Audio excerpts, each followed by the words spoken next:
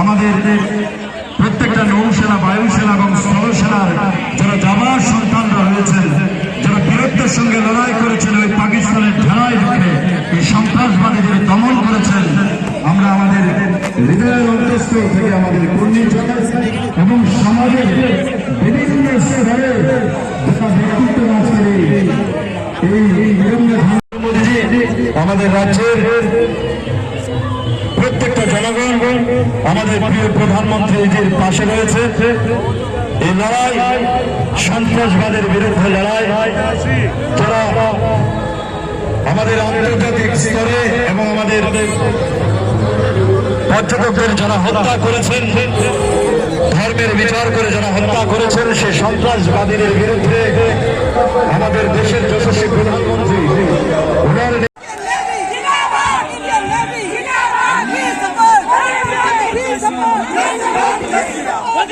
जय श्री राम, जय श्री राम, जय श्री राम। वंदे मातरम।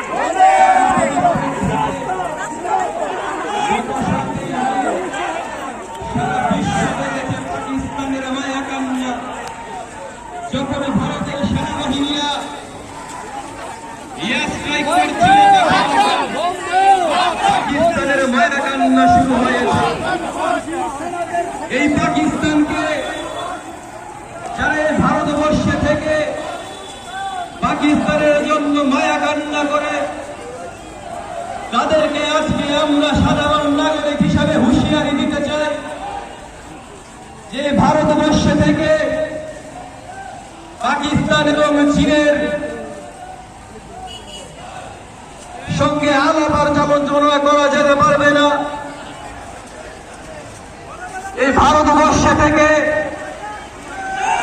পাকিস্তানের জন্য মায়া কান্না যারা করেন, এই চীনের জন্য যারা মায়া কান্না করেন, তাদেরকে আজকে আমরা সাধারণ নাগরিক হিসেবে হুঁশিয়ারি দিয়ে যাচ্ছি। এই ভারত এক নতুন ভারত, এই ভারত এক বৈভবশালী ভারত, এই ভারত বিশ্বগুরুর আসনে বসার জন্য আজকে প্রস্তুত হয়েছে।